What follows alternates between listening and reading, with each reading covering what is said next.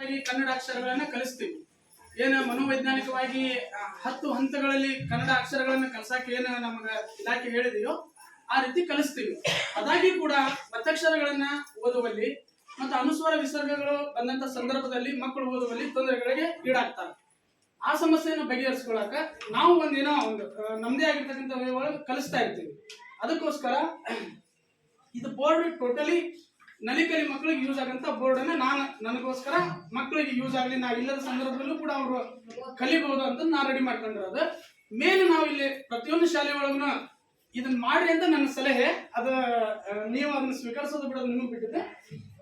ಆದ್ರೆ ನಾನು ಹೇಳ್ತೀನಿ ಸರ್, ದಯಮಾಡಿ ಕೇಳ್ರಿ. ಇಲ್ಲಿ ಕೆಲವೊಂದಿಷ್ಟು ಅರ್ಥರಹಿತ ಶಬ್ದಗಳನ್ನ ನಾನು ಬರ್ದಂಡೆ. ಅಂದ್ರೆ ಎಲ್ಲಾ ತರಹದ ಶಬ್ದಗಳು ಅರ್ಥ ಸಹಿತವಾಗಿ ಪುಸ್ತಕದಲ್ಲಿ ಇರ್ತಾವಲ್ಲ, ಆಯಾ ಸಂದರ್ಭಾನುಸಾರ ಬಂದಿರ್ತಾವಲ್ಲ, ಆ ಎಲ್ಲ ಶಬ್ದಗಳನ್ನು ಬರೆಯಕ್ಕಾಗಲ್ಲ, ಜಾಗ ಕಡಿಮೆ ಇರೋದ್ರಿಂದ ನಾನೇ 2 ಅಕ್ಷರದ್ದು ಶಬ್ದಗಳನ್ನ ರೆಡಿ ಮಾಡ್ಕೊಂಡು ನಾನು ಬರೆದಿದ್ದೀನಿ.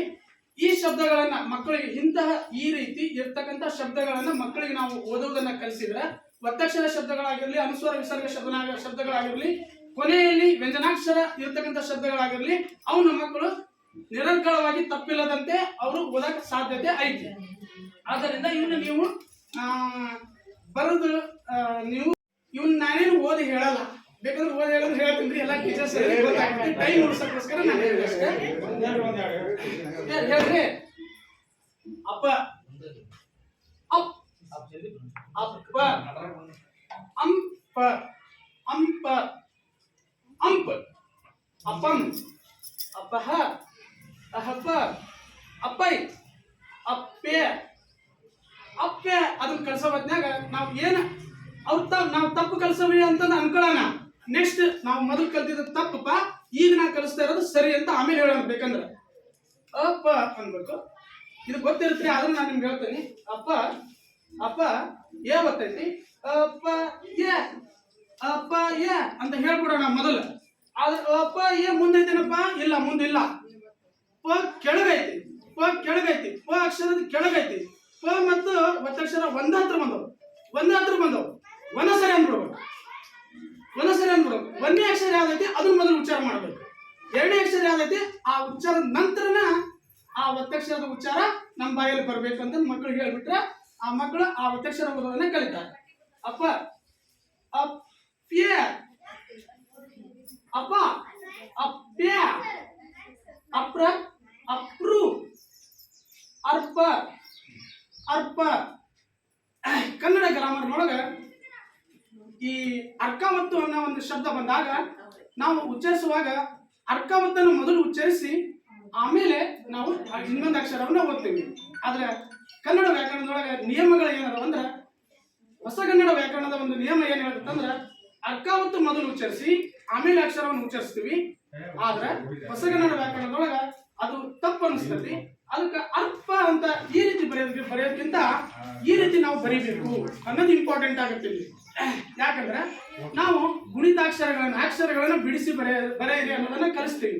ಅವಾಗ ಮಕ್ಕಳು ಇದನ್ನ ತೊಂದರೆಗೀಡಾಗ್ತಾರೆ. ಅದಕ್ಕೆ ಈ ರೀತಿ ಬರೆದ್ರು ಕೂಡ ಅದು ತಪ್ಪಲ್ಲ. ಆದ್ರೆ ಫಸ್ಟ್ ಪ್ರಿಫರೆನ್ಸ್ ಇದು, ಸೆಕೆಂಡ್ ಪ್ರಿಫರೆನ್ಸ್ ಇದು.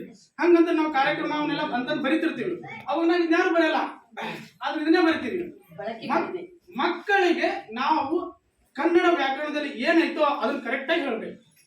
ಯಾಕಂದ್ರೆ ನಾವಿಲ್ಲಿ ಏನ್ ಕಲಿಸ್ತೀವಿ ಅಲ್ಲಿ ಮುಂದೆ ಸ್ಪರ್ಧಾತ್ಮಕ ಪರೀಕ್ಷೆ ಒಳಗ ಮಕ್ಕಳು ನಾವಿಲ್ಲಿ ಕಲಿಸಿದ್ದು ನೆನಪಿಟ್ಕೊಂಡಿರ್ತವೆ.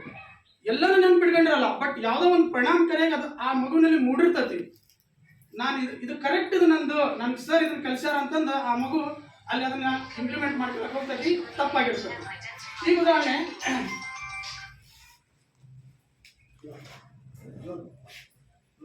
ಪ ಒತ್ತಕ್ಷರ ಇದೆ. ನಾವು ಮಾಡೋ ತಪ್ಪು, ನನ್ನ ಒಂದೊಂದು ಜಾಬನ್ನೇ ಕಳ್ಕೊಂಡಿದೀವಿ. ನಾವು ಶಿಕ್ಷಕರಾಗಿ ನಾವು ಮಾಡೋ ಒಂದು ತಪ್ಪು, ನಮ್ಮ ಜೀವನದೊಳಗೆ ಒಂದೊಂದು ಜಾಬನ್ನೇ ಕಳ್ಕೊಂಡಿದೀವಿ. ಮುಂದೆ ನಮ್ಮ ಮಕ್ಕಳು ಅಂತ ಜಾಬ್ಗಳನ್ನ ಕಳ್ಕೊಳಕ್ ಹೋಗ್ಬಾರ್ದು. ನಮಗೆ ಸರ್ ಇದನ್ನ ಕಳಿಸ್ಬಿಟ್ಟಿದ್ರು, ಹಿಂಗೆ ಹೇಳ್ಕೊಟ್ಟಿದ್ರು, ನಾ ಹಿಂಗೆ ಮಾಡಿ ನನ್ನ ಜಾಬನ್ನೇ ಕಳ್ಕೊಂಡಿದ್ದೀನಿ. ಒಂದೇ ಒಂದು ಮಾರ್ಕ್ಸ್ ಒಳಗೆ ನಾನು ಕಳ್ಕೊಂಡಿದ್ದೀನಿ. ಅಬ್ಕಾರಿ ಪೊಲೀಸ್ 234 ನಿಂತಿತ್ತು, 232ವರೆಗೆ ನಂದು ಕಟಾಪ್ ಕಳ್ಕೊಂಡೆ. ಕಾರಣ ಬೇಡ, ಅದು ಹಿಂಗೆ ಯಾವ ಶಿಕ್ಷಕರು ಇದನ್ನ ಮಾಡಬಾರ್ದು. ಹಂಗ ಇಲ್ಲಿ ನಾವು ಒತ್ತಕ್ಷರ ಕೊಡ್ತೀವಿ, ಅದ್ರಲ್ಲಿ ತಿಕ್ಕಿ ಇಡ್ತೀವಿ. ಅದು ನಮ್ದು ತಪ್ಪಲ್ವಾ? ಹಂಗ ಆಗ್ಬಾರ್ದು. ಸ ಒತ್ತಕ್ಷರ ಕೊಡ್ತೀವಿ, ಸ ಅಲ್ಲೊಂದು ಟಿಕ್ಕಿ ಇಡ್ತೀವಿ. ಆ ತರ ಆಗ್ಬಾರ್ದು. ಅದಕ್ಕೆ ಆ ಮಕ್ಕಳಿಗೆ ಕಣ್ಣಿಗೆ ಅದು ಕಾಣಿಸ್ಬೇಕು, ಕಣ್ಣಿಗೆ ಬಿದ್ದು ಬಿದ್ದು ಬಿದ್ದು ಸ್ಮೃತಿ ಪಟಲದೊಳಗೆ ಶಾಶ್ವತವಾಗಿ ಅದು ಮೂಡಿರ್ಬೇಕು. ಅದಕ್ಕೋಸ್ಕರ ಇದಿಷ್ಟು ಏನಿದೆಯಲ್ಲ ಅದನ್ನ ನಿಮ್ಮ ಕ್ಲಾಸ್ ಒಳಗೆ ಹಾಕಿಸ್ರಿ, ಫ್ರೀ ಇದ್ದಾಗ ಓದಿಸ್ರಿ ಅಂತಂದು ನನ್ನ ಒಂದು ಸಲಹೆ. ಅರ್ಥ ಆಯ್ತು. ಇನ್ನ ಇದು ಅ ರ ಫ, ಇದು ಇಲ್ಲಿ ವ್ಯಂಜನಾಕ್ಷರ ಐತಿ. ಅರ್ಫ್, ಅ ರ್ ಪ ಅ ರ್ ಪ ಅರ್ಪ ಅರ್ಪ ಅರ್ಪ್ರು. ಹಿಂಗ ನಾವು ಮಕ್ಕಳಿಗೆ ಪದೇ ಪದೇ ಓದಿಸಿ ಹೇಳಿದ್ರೆ ಅವ್ರು ಕಲಿತ ಕಲಿತಾರೆ. ಇಲ್ಲಿ 3 ಒತ್ತಕ್ಷರ ಬಂದವಂತ ನಾವೇನು ಇದು ಮಾಡೋಂಥದ್ದಿಲ್ಲ. ಸ ಸ್ಕ ಸ್ಕ್ರ ಸ್ಕ್ರ ಸ ಸ್ಕ ಸ್ಕ್ರ ಸ್ಕ್ರ ಸ ಸ್ಕ ಸ್ಕ್ರ ಸ್ಕ್ರಮ್ ಸ್ಕ್ರಮ್ ರ ಸ್ಕ್ರಮ್ ರ ಸ್ಕ್ರಮ್ ರ್ಮ. ಶುದ್ಧ ದ್ವೇ ಐ ಶುದ್ಧ ದ್ವೇ ಐ ಶುದ್ಧ ದ್ವೈ ಶುದ್ಧ ದ್ವೈ ತ. ಈ ರೀತಿ ನಾವು ಮಕ್ಕಳಿಗೆ ಇಂಥ ಶಬ್ದಗಳನ್ನು ಕಲಿಸಿದ್ರೆ ಮಕ್ಕಳು ಸ್ಪಷ್ಟವಾಗಿ ಕಲಿತಾರ. ಇನ್ನ ಸೌಂಡ್ಸ್ ನಿಮ್ಗೆ ಎಲ್ಲರಿಗೂ ಆಲ್ರೆಡಿ ಗೊತ್ತೈತಿ. ಅದು ಏನ್ ಕೇಳೋಕೆ ಎಲ್ಲ ಒಂದೇ ಸರಿನೂ ಎಲ್ಲಾನು ಕಲಿಸ್ಬಿಡಲ್ಲ. ಇಲ್ಲಿ ಏನ್ ಕೇಳೋಕೆ ಅ ಕ ಯ ಅಂತೀವಿ, ನೆಕ್ಸ್ಟ್ ಅದು ಅ ಅಂತೀವಿ, ಹಂಗೆ ಬೇರೆ ಬೇರೆ ಎಲ್ಲ ಕಲಿಸ್ತೀವಿ. ಆ ಎಲ್ಲಾ ಸೌಂಡ್ಗಳನ್ನು ನಾನು ಒಂದೇ ಹಂತ ತಂದಿದ್ದೀನಿ. ಮುಂದಿನ ಹಂತಗಳಲ್ಲಿ ಅವ್ರಿಗೆ ಈಸಿ ಆಗಲಿ ಅಂತಂದು ಇದನ್ನ ಕಲಿಸಿದ್ವಿ. ಫಸ್ಟ್ ಎ ಆಗುವ ಯಾಕೆ ಇಟ್ಟಿದ್ವಿ ಅಂದ್ರೆ ಇದರ ಆಧಾರದ ಮೇಲೆ ನಮ್ಮ ಇಂಗ್ಲಿಷ್ ಕಲಿಕೆ ಆಗಿರೋದ್ರಿಂದ ಫಸ್ಟ್ ಇದನ್ನ ಇಟ್ಬಿಡ್ರಿ, ಗೊತ್ತಾಗ್ಬಿಡ್ತದೆ ಅವ್ರಿಗೆ. ನೆಕ್ಸ್ಟ್ ಇನ್ನು ಉಳಿದಿದಂತ ಎಲ್ಲ ಸೌಂಡ್ಸ್ ಇನ್ನು ಇವೆಲ್ಲ ನಿಮ್ಗೆ ಗೊತ್ತದವು. ಏನಕ್ಕೆ ಟೂಲಿಂದ ಸ್ಟಾರ್ಟ್ ಆಗುತ್ತೆ.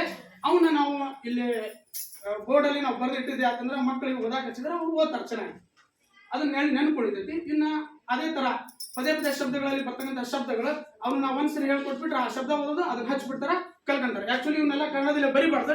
ಆದ್ರೆ ನಾವೇನು ಇಂಗ್ಲಿಷ್ ಹೇಳ್ತೀವಂದ್ರಿ ಇಲ್ಲ, ಕಲ್ಸೋದ್ರ ತಪ್ಪೇನೈತ್ರಿ. ಅದಕ್ಕಾದ್ರೆ ನಾವು ಮಾಡಬಾರ್ದು. ನಾವು ಮಾತೃಭಾಷೆ ಬಳಕೆ ಮಾಡಿ ಹೇಳ್ಬೋದು, ಬಟ್ ಬರಿಬಾರ್ದು. ಏನಕ್ಕೆ ಟ್ರೈನಿಂಗ್ ಅಲ್ಲಿ ಹೇಳ್ಕೊಟ್ಟಾರಿಲ್ರಿ, ಅದಕ್ಕೆ ಹಿಂಗೆಲ್ಲ ಮಾಡಬಾರ್ದು. ಬಟ್ ನನ್ನ ಮಗು ಕಲಿಬೇಕಂದ್ರೆ ನಾ ಏನಾದ್ರು ಮಾಡ್ಬೇಕು, ಅದಕ್ಕೆ ಇದನ್ನ ಮಾಡಿದ್ರೆ ಚಲೋ. ಹಿಂಗ ಇದ್ರ ನಂತರದ ಸ್ಟೆಪ್ ಇದು ಮೊದಲಲ್ಲ. ಏನಕ್ಕೆ ಒಳಗೆ ಏನಕ್ಕೆ ಸಾರಿ ಇಲ್ಲ, ಏನಕ್ಕೆ ಪ್ಲಸ್ ನಲಿಕಲಿ 3 ಸಬ್ಜೆಕ್ಟ್, ಅದು ಎಲ್ಲ ಆದ್ಮೇಲೆ ಇಷ್ಟ.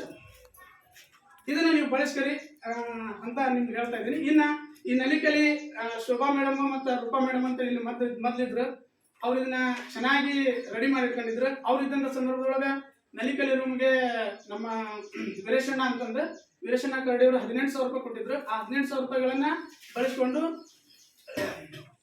ಗೌರಿ ಮೇಡಮ್ ಅವರು ಅವದೇ ಆಗಿರ್ತಕ್ಕಂಥ ಪ್ಲಾನ್ ಪ್ರಕಾರ ಇಲ್ಲೆಲ್ಲ ಚೆನ್ನಾಗಿ ಕಲಿಕಾ ಪರಿಕಲ್ಪನೆಗಳನ್ನ ಇಲ್ಲಿ ಬರ್ಸಿದಾರ. ಅದು ಕೂಡ ನಮ್ಗೆ ಯೂಸ್ ಆಗ್ತತಿ. ನಾನೇನು ನಲಿಕಲಿ ಟೀಚರ್ ಅಲ್ಲ, ಈ ಹೋದ ವರ್ಷ ಇಲ್ಲಿ ಬಂದ ಮೇಲಿಂದ ತಗೊಂಡಿದ್ದೀನಿ. ಅವರ ಎಲ್ಲ ಮಟೀರಿಯಲ್ ಕೂಡ ನಾನು ಅಲ್ಲಿ ಮೇಲಿಟ್ಟಿದ್ದೀನಿ. ಇನ್ನು ಉಳಿದಿದ್ದೊಂದು ಇಲಾಖೆ ಕೊಟ್ಟಿದ್ದನ್ನ ನೀಟಾಗಿ ಹೊಂದಿಸ್ಕೊಂಡಿದ್ದೀನಿ. ಬೇಕಂದಾಗ ನಾನು ನನ್ನ ಪಾಠಗಳ ಸಂದರ್ಭದೊಳಗೆ ಇದನ್ನು ಬಳಸ್ಕೊತೀನಿ. ಇನ್ನು ಡಾಕ್ಯುಮೆಂಟ್ ಸಂಬಂಧಪಟ್ಟಂಗೆ ಹೇಳ್ಬೇಕಂದ್ರೆ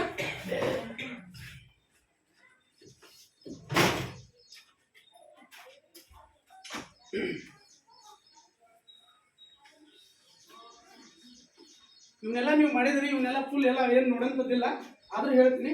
ಇವು ನಲಿಕಲಿ ಸರ್ ಆಲ್ರೆಡಿ ನಮ್ಗೆ ಮೊನ್ನೆ ಲಾಸ್ಟ್ ಟೈಮ್ ಸಮಾಲೋಚನೆ ಸಭೆ ಒಳಗೆ ಹೇಳಿದ್ರು. ಆ ಪ್ರಕಾರ ಆ ರ್ಯಾಕಲ್ಲಿ ಎಲ್ಲ ನಲಿಕಲಿ ಕಾರ್ಡ್ಗಳನ್ನ ಹೊಂದಿಸಿದ್ದೀವಿ. ಅಲ್ಲಿ ನಮ್ಗೆ ಪಟ್ಟಣ ಏನ್ ಬೇಕಂತ ಸಿಗಂಗ್ ಹಿಡ್ಕೋಬೇಕಂತ ಹೇಳಿದಾರಲ್ಲ, ಆ ರೀತಿ ಅಲ್ಲಿ ನಾವು ನೀಟಾಗಿ ಹೊಂದಿಸಿದ್ದೀವಿ. ಇನ್ನ FLN ಸಂಬಂಧಪಟ್ಟಂಗ ಈಗ ನಾನು ಸ್ವಲ್ಪ ನಂಗೆ ಹುಷಾರಿರಲಿಲ್ಲ, 3 ದಿನ ಶಾಲೆಗೆ ಬಂದಿರಲಿಲ್ಲ, ನಾನು ಇವತ್ತು ಬಂದಿರೋದು. ಇನ್ನೊಂದು ನೀಟಾಗಿ ರೆಡಿ ಮಾಡೋಕ್ಕಾಗಿಲ್ಲ. ಅದು FLN ಸಂಬಂಧಪಟ್ಟಂಗ ಜುಲೈ ತಿಂಗಳು ಎಲ್ಲ ರೆಡಿ ಐತಿ. ಮ್ಯಾಲ್ಕೋರಾಗಿ ಹೆಸರು ಬಂದಿಲ್ಲ. ದಿನಚರಿ ನಲಿಕಲಿ ಪ್ರಗತಿ ನೋಟ ಬಂದಿರಲಿಲ್ಲ, ಈ ಮನೆ ಬಂದವಂತ ಈಗ ನಂಗೆ ಸರ್ ಹೇಳಿದ್ರು. ಇನ್ಮೇಲೆ ಅದನ್ನ ನೀಟಾಗಿ ಸರಿಯಾಗಿ ಬರೀತೀನಿ. ಬರ್ದಿಲ್ಲ ಅನ್ನೋದನ್ನ ಬರ್ದಿಲ್ಲ ಅಂತ ಹೇಳ್ಕೊಳ್ಳೋದ್ರಲ್ಲಿ ತಪ್ಪೇನಿಲ್ಲ, ಯಾಕಂದ್ರೆ ನನ್ನ ಒಬ್ಬಂದಿನೇ ತಪ್ಪಾಗಿರಲ್ಲ. ಇಲ್ಲಿ ಇಲಾಖೆನೂ ಕೂಡ ಲೇಟಾಗಿ ಕೊಟ್ಟಿರೋದ್ರಿಂದ ಪ್ರತಿಯೊಂದನ್ನು ಜೆರಾಕ್ಸ್ ಮಾಡ್ಕೊಳಕ್ ಆಗಲ್ಲ. ಈಗ ಆಲ್ರೆಡಿ ಒಂದು ರಿಮ್ ಹೋಗೈತೆ ನಮ್ದು, ಹೌದಾ? ಅದಕ್ಕೆ ಏನು ಮಾಡೋಕ್ಕಾಗಲ್ಲ. ಇನ್ನು ಇದು ನಲಿಕಲಿ FA1 ಮಾಹಿತಿ ಈ ರೀತಿಯಾಗಿ ಒಳಗೆಲ್ಲ ಬರ್ತಿದ್ದು ಎಲ್ಲ ನೀಟಾಗಿ ನೀವು ಎಲ್ಲ ಎಂಟ್ರಿ ಮಾಡಿ, ಆಮೇಲೆ ನೀವು ಪ್ರಶ್ನೆ ಪತ್ರಿಕೆಗಳು ನಾವೇನು ಮಾಡ್ಕೊಂಡಿದ್ದೀವಿ ಅಂದ್ರೆ ಹಿಂದೆ ಇರ್ತಕ್ಕಂಥ ಪೇಜ್ ಖಾಲಿ ಇರುತ್ತಲ್ಲ, ಆ ಪೇಜ್ಗಳನ್ನ ನಾನು ಬಳಸ್ಕೊಂಡಿದ್ದೀನಿ. ಒಂದು ಸೆಟ್ ಪ್ರಶ್ನೆ ಪತ್ರಿಕೆ ತಗೊಂಡು ಅದನ್ನ ಬೋರ್ಡ್ ಮೇಲೆನೇ ಬರೆಸಿದ್ದೀನಿ. ಆ ಬೋರ್ಡಲ್ಲಿ ಬೋರ್ಡಲ್ಲಿ ನೋಡ್ಕೊಳ್ಳೋದು, ಅವ್ರದೇ ಆಗಿರ್ತಕ್ಕಂಥ ಪೇಪರಲ್ಲಿ ಅವ್ರು ಏನು ಮಾಡೋದು, ಉತ್ತರಗಳನ್ನ ಬರೆಯೋದು.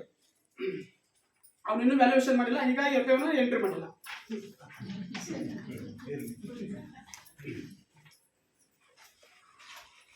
ಇನ್ನು ಇದು ನಲಿಕಲಿ 1ನೇ ತರಗತಿಯ ವಿದ್ಯಾಪ್ರವೇಶ ಅಂತಿಮ ಮೌಲ್ಯಮಾಪನ ಎಲ್ಲ ವಿದ್ಯಾರ್ಥಿಗಳು ಮಂದಿ ಮೂಲಕ ಒಂದು ಪರ್ಮಿಟ್ ಇರ್ತದಲ್ಲ ಒಂದು ರೆಡಿ ಮಾಡಿ ಮ್ಯಾಲ್ ಕವರ್ ಹಾಕಿ ಇಟ್ಬಿಟ್ರೆ ನೀಟ್ ಆಗಿರೋದಕ್ಕೆ ಖುಷಿ ಪಡ್ತಾರೆ ಯಾರಾದ್ರೂ ಅಧಿಕಾರಿಗಳು ನೋಡಿದ್ರೆ. ಇದು ವಿದ್ಯಾಪ್ರವೇಶದ ದಿನಚರಿ. ಇದು ನಲಿಕಲಿ ವಾರ್ಷಿಕ ಅಂದಾಜು ಪತ್ರಿಕೆ. ಯಾವ ತಿಂಗಳು ಏನೇನು ಮಾಡ್ಬೇಕಂತ ಇದಲ್ಲ ಅದು ನೀಟಾಗಿ ಮಾಡಿದೀವಿ.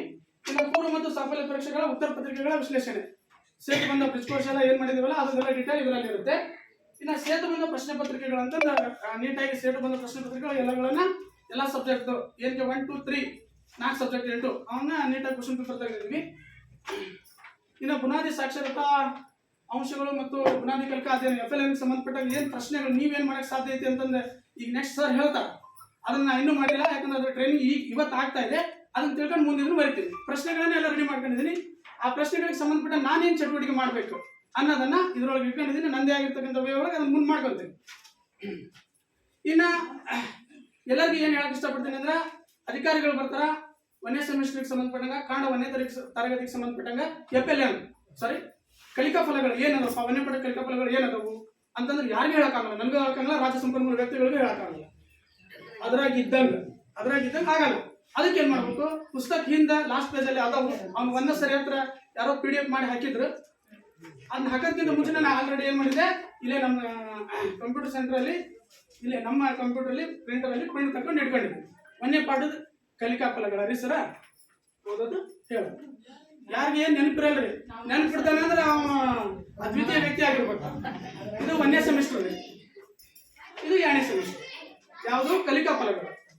ಹಂಗಂದ್ರೆ ಇಂಗ್ಲಿಷ್ ಬ್ರಿಡ್ಜ್ ಕೋರ್ಸ್ ಯಾವುದು ಲೆವೆಲ್ 2 ಲೆವೆಲ್ 1 ಇರಲ್ಲ, ಹಾಕ್ತಾನೆ ಬಂದಿರ್ತಾರಲ್ಲ ಅದು.